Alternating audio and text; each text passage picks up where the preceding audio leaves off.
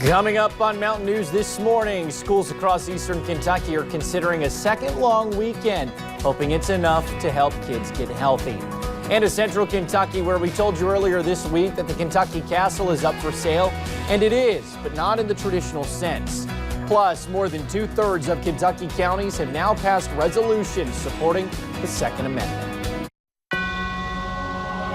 Dedicated to eastern and southern Kentucky, this is WYMT Mountain News This Morning.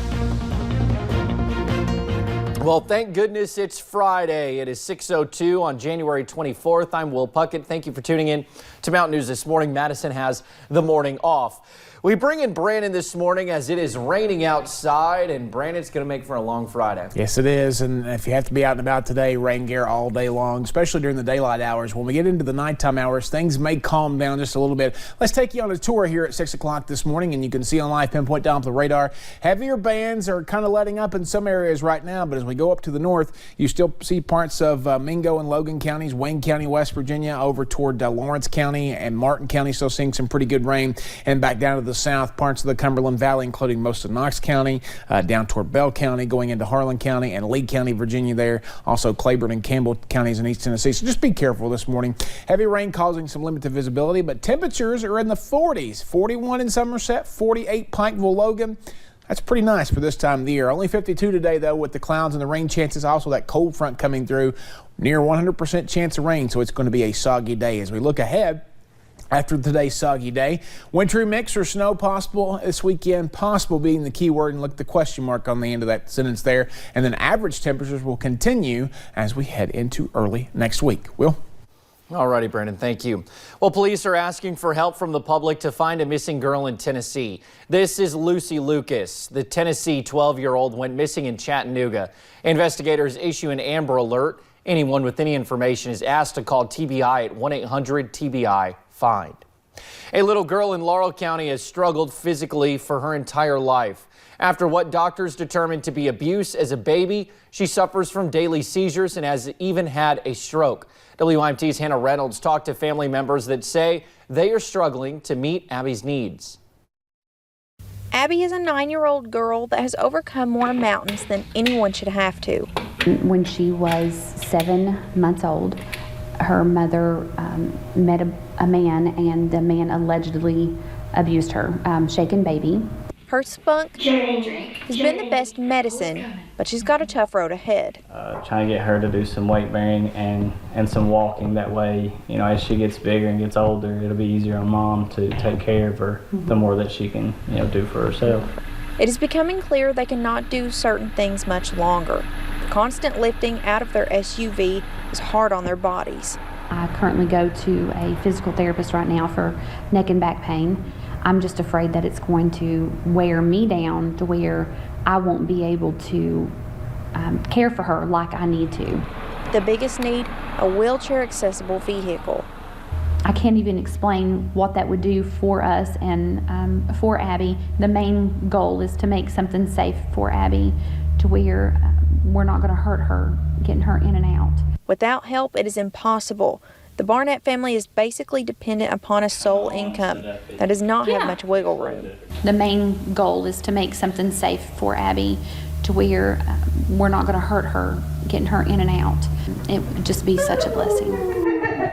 They hope to keep Abby's smile on her face for years to come. In Corbin, Hannah Reynolds, WYMT Mountain News.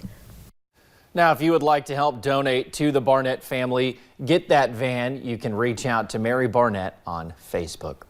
Well, many school districts across southern and eastern Kentucky are not in session for the rest of the week. In Clay County, they are taking their second 4-day weekend in a row, hoping to help improve attendance numbers and student health. One mother who has 5 kids in the Clay County School District is incredibly happy with the call and hopes parents get smarter about sending their kids to school sick. If that child is complaining, that child's got a fever, you can tell that child's sick, that child needs to go in. That child does not need to be in a school with my kids so they can pack it back home to mine that can't fight it off. Clay County schools are expected to be back in session Monday. Now, we had some more closings come through last night. You can find a full list on our website over at WYMT.com. There is a new report by the Surgeon General on the benefits of quitting smoking. It aims to show the benefits of quitting at any age. The report is the first since 1990 to focus solely on the topic. Smoking is the leading cause of preventable disease, disability, and death in the United States.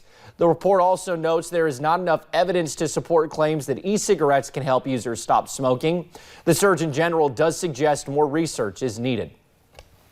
Well, more than 2/3 of Kentucky counties have now passed resolutions supporting the Second Amendment.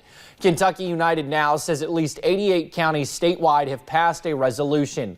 Leaders in Laurel and Whitley counties are among the latest to declare themselves a Second Amendment sanctuary. The resolutions express opposition to gun regulations.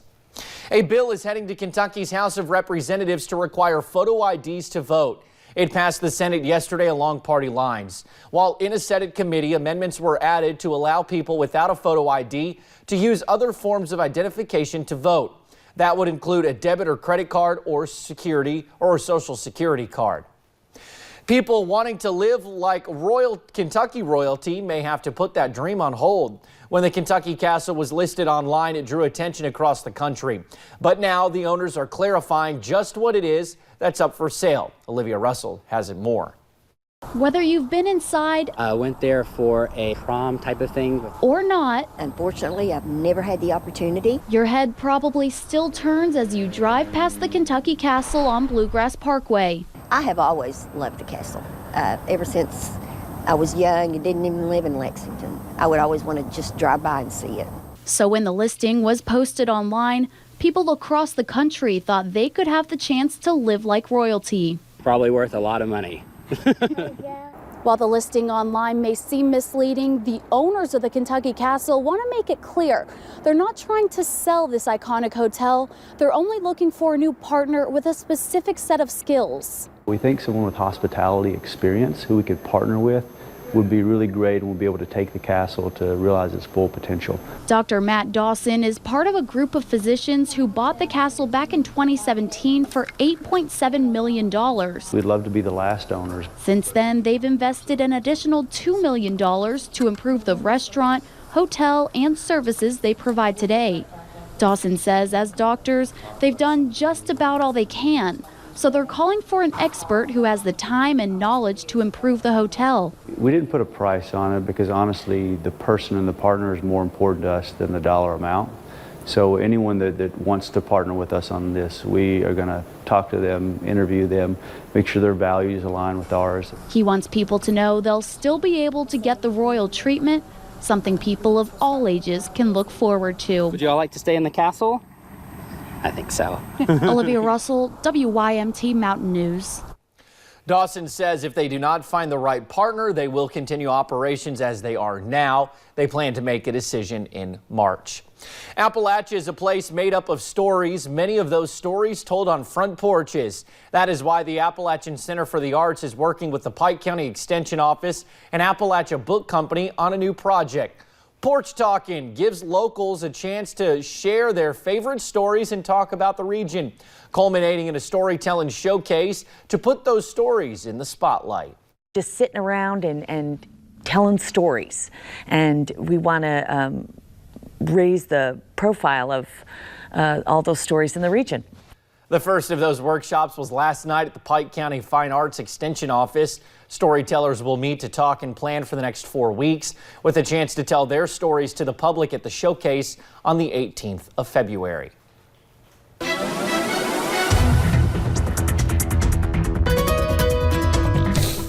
Heavy rain started late last night and continues across the region this morning. Let's take a look at the satellite radar loop for the last 6 hours, and you'll see waves of heavy rain continue to fall, and they'll be the case all day long. We take a look at live pinpoint Doppler radar.